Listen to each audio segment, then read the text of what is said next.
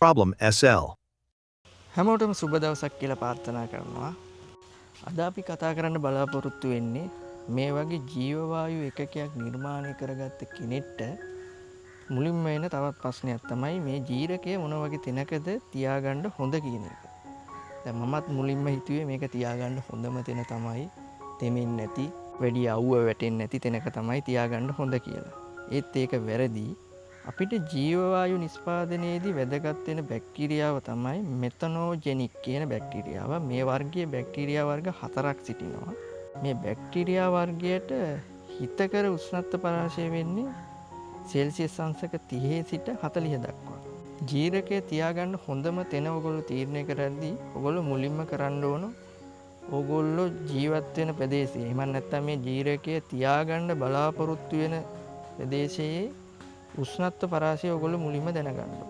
ඒකට තියෙන ලේසිම ක්‍රමය තමයි chat GPT එකේ ඔයගොල්ලෝ ජීවත් වෙන ප්‍රදේශයේ නම සඳහන් කරලා Tamanට දැනගන්න ඕන ප්‍රශ්නේ සඳහන් කරලා මැසේජ් එකක් දාන්න විතරයි තියෙන්නේ අපිට. ඒකට අපිට සේරම දේවල් දැනගන්න පුළුවන්. දැන් මං ජීවත් වෙන ප්‍රදේශයට සාපේක්ෂව ඔයගොල්ලන්ට මේ කරන හැටි ඔයගොල්ලන්ට විස්තර කරන්න. මම ජීවත් වෙන්නේ කොළඹ දිස්ත්‍රික්කයට අයත් අවිස්සාවේල්ල කියන නගරයේ. දැන් කොළඹ දිස්ත්‍රික්කයේ උෂ්ණත්ව පරාසය ගත්තොත් දිවා කාලයේදී සෙල්සියස් අංශක 27 සිට 32 දක්වා තමයි උෂ්ණත්වයක් පවතින්නේ.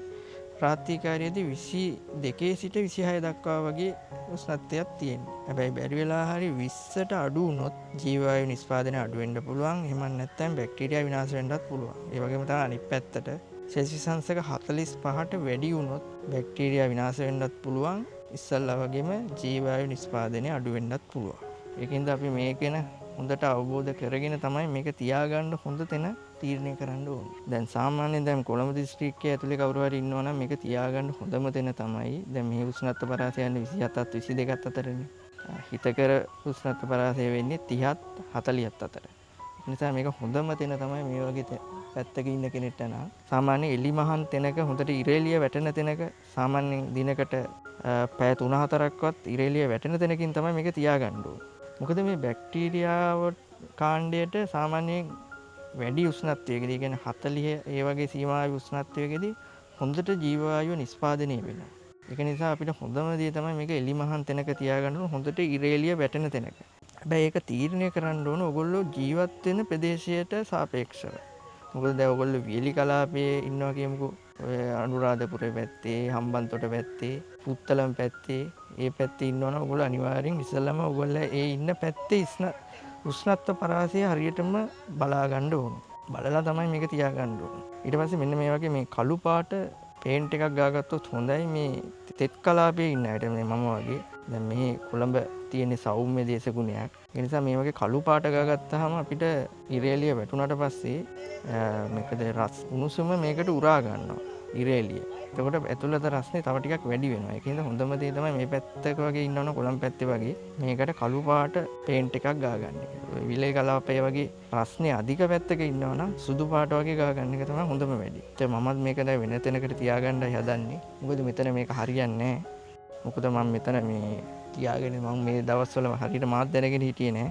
මම ඒක නිසා මේක පොළොව යටට අඩියක් විතර වලලාගෙනත් තියෙන්නේ. එහෙම කරන්නම ඕනේ නෑ ඇත්තටම. මම හිතාගෙන ඉන්නේ දැන් මෙන්න මෙතන මේ මගේ කලෙක්ටරේ ගාව වම් පැත්තෙන් මේක තියාගන්න කියලා. එහෙනම් ඉතින් අදට නතර වෙනවා. ඔයගොල්ලන්ට මොනවා හරි ප්‍රශ්න තියෙනවා නම් යටින් කමෙන්ට් එකක් විදිහට දාගෙන යන්න. channel එක subscribe කරපු නැති අය ඉන්නවනම් subscribe කරන්න. මොකද මේක දවසින් දෙකකින් කියන්න බෑ. තව වීඩියෝස් 3-4ක්වත් මට ගේන්න වෙයි. මේක පැහැදිලි කරන්න හරියටම. අපි එහෙනම් ආයි වීඩියෝ එකකින් හම්බෙමු. එහෙනම් අදට සමුගන්නවා. Problem SL. Press the subscribe button.